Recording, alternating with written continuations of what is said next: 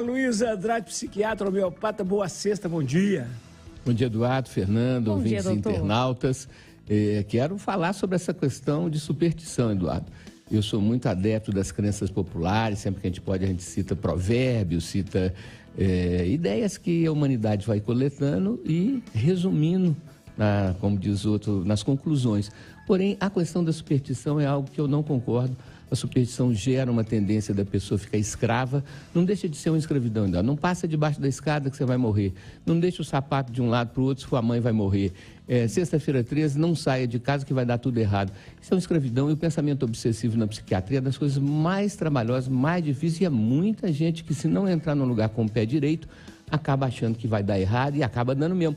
Porque o seu clima interno, né, Eduardo, a sua mente, o seu sentimento, ele realmente configura uma tendência. Então, depois nós vamos falar um pouquinho mais disso, da questão do pensamento obsessivo e da escravidão a certos conceitos que muitas vezes surgem sem ter uma consistência.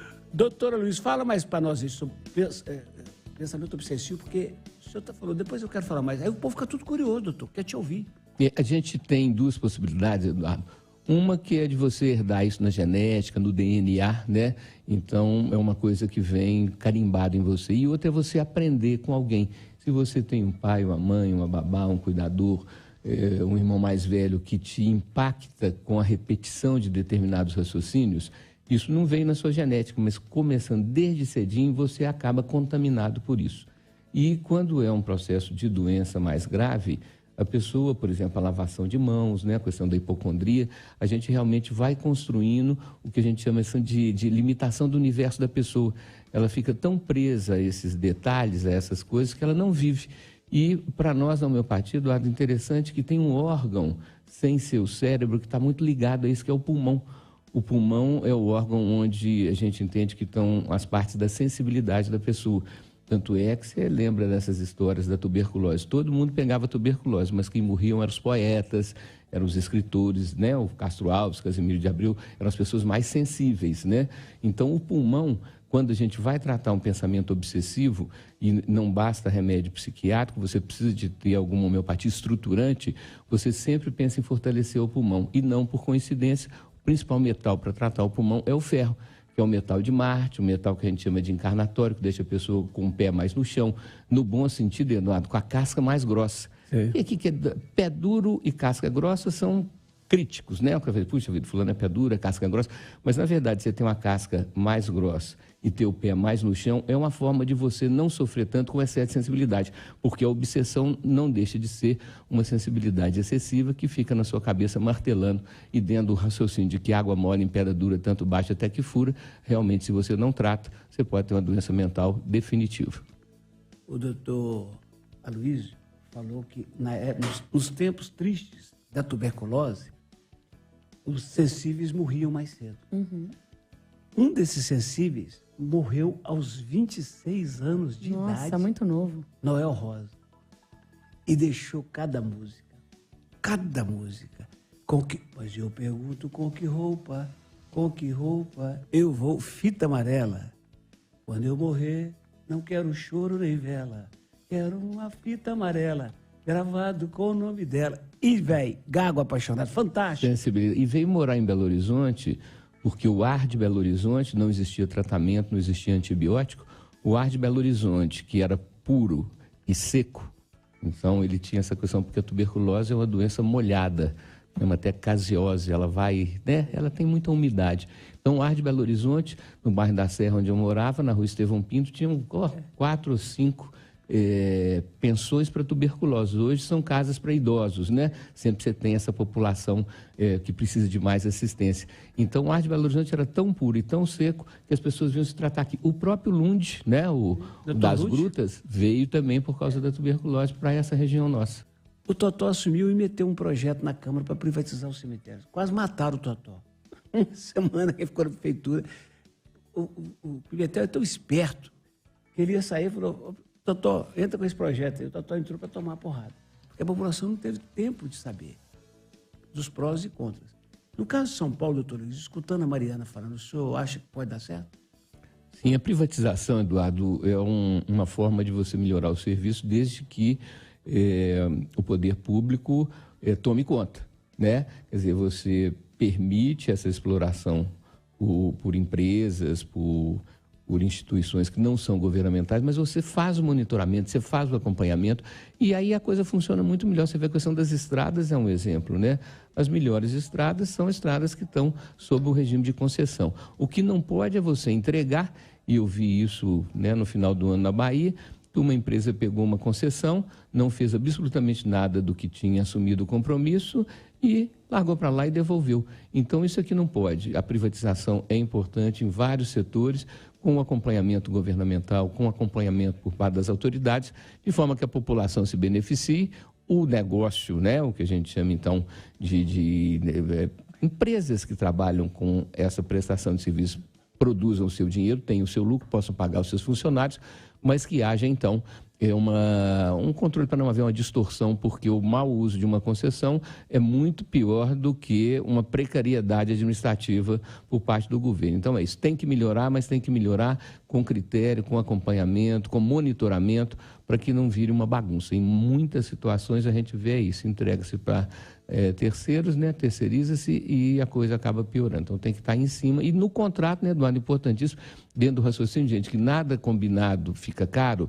Então, se houve um acerto, se houve uma cláusula combinando multas por atraso na melhoria dos serviços e etc., eu acho que a coisa funciona. Infelizmente, a gente tem falado isso, tanto o ser humano, tanto o indivíduo, quanto o coletivo, as empresas e os grupos, se não tiver esse parâmetro, se não tiver esse controle externo, a tendência é de virar bagunça, infelizmente. Eu nunca tive problemas com superstição, só que de um ano para cá eu comecei a evitar o número 13. É aquela coisa, né? Não acredito não, mas melhor evitar.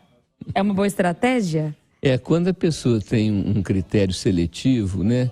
É diferente, Fernanda, porque uma coisa é você fazer escolhas e outra coisa é você ser escravo de limitações, né?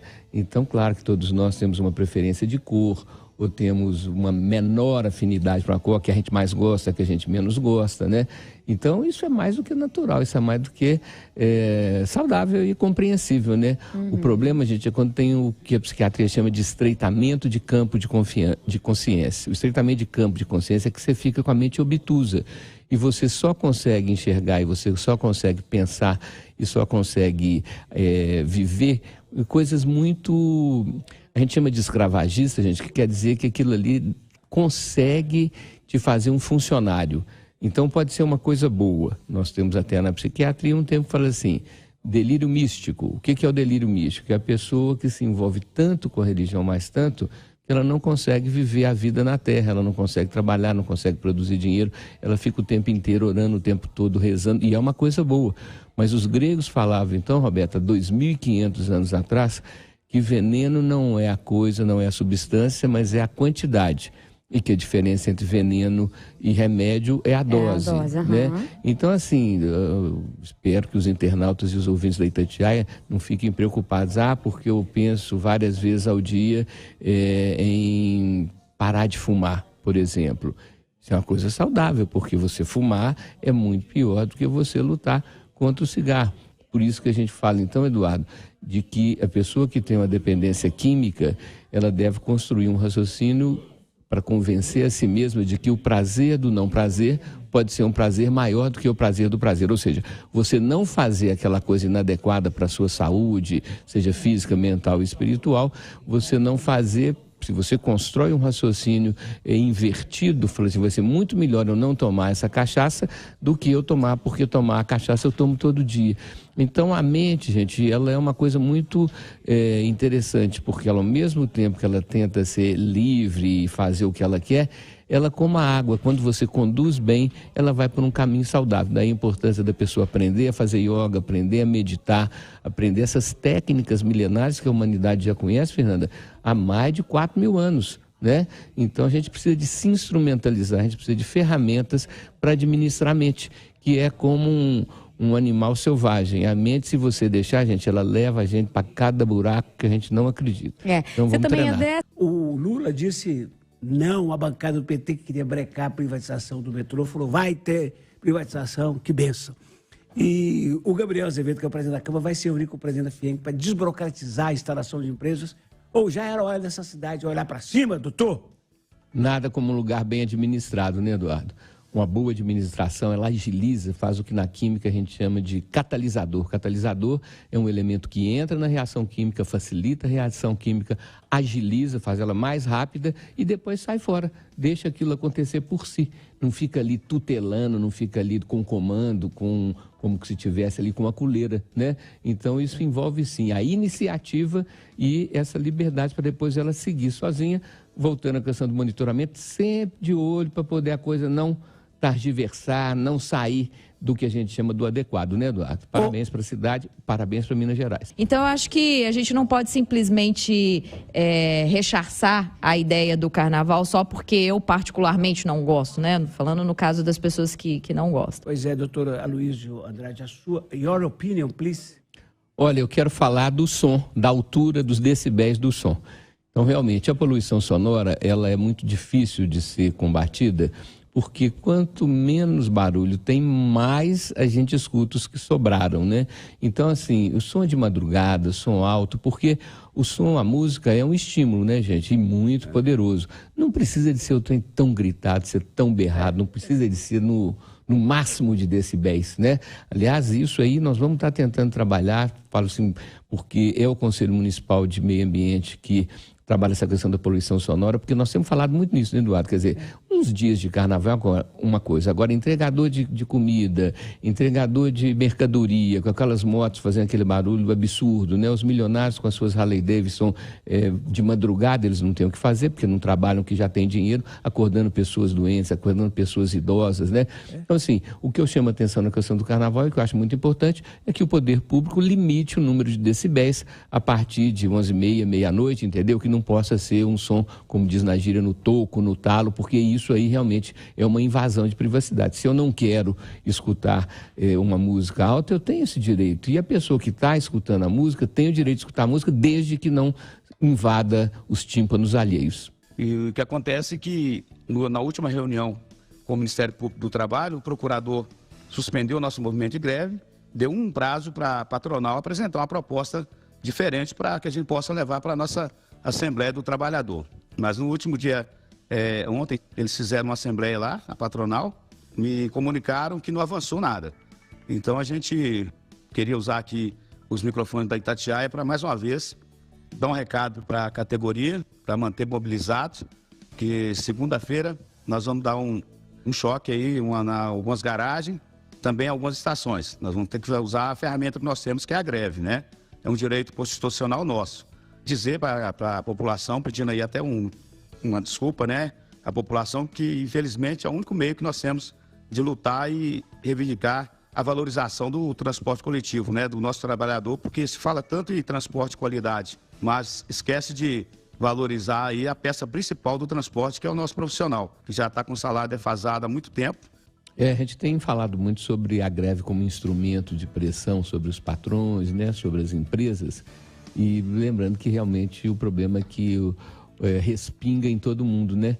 Principalmente nas pessoas que dependem do transporte público, que não tem seu veículo próprio, não tem condição de se deslocar com Uber e etc, né? Então, continuo achando que a gente precisa de ter uma mediação mais bem feita, que a gente precisa de ter instrumentos de entendimento que sejam, então, coordenados para não chegar a esse extremo da greve, né? Porque quando você chega à necessidade de usar a ferramenta da greve, é porque o diálogo não funcionou, é porque o entendimento não prosperou.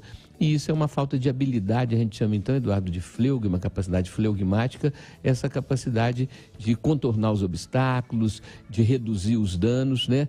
Lembrando aos ouvintes internautas da Itatiaia que entre o real e o ideal tem o possível, e a gente busca um possível mais próximo do ideal, né? Mas do ponto de vista prático, esse entendimento entre patrão e empregado, entre classe de trabalhadores numa determinada área e os proprietários das empresas que detêm essa autorização para o serviço, precisa de melhorar, Eduardo. Precisamos de ter mais mediação, precisamos de ter mais entendimento, e tem pessoas que têm essa habilidade de facilitar a compreensão entre as partes. Outro que não tem perfil de desempenho avantajado no álcool, mas que eu tenho certeza que lá em Riacima, no cantinho da roça, tem um litrinho da branca, ele toma um golinho só e um Um torresmo. pouco da branca, um pouco da amarela, né, para poder fazer uma composição, né, Eduardo? O álcool acompanha a humanidade desde antes da humanidade se tornar humanidade.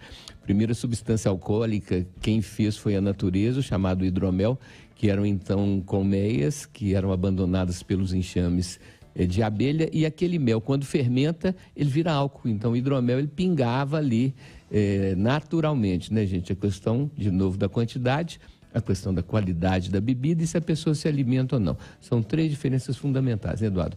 Não exceder na quantidade, né? Beber o tanto que vai ser um remédio para te aliviar de alguns pesos de sentimento, de consciência, né? A bebida da melhor qualidade possível, nada de beber metanol, nada de tomar álcool de posto de gasolina, né? E alimentar, porque a alimentação, a proteína protege o fígado. É uma tristeza, viu? Um homem de 56 anos foi preso após agredir a esposa com uma panela de feijão quente. Ele chegou em casa com sinais de embriaguez, pediu para jantar. E a esposa disse a ele que a comida ainda não estava pronta.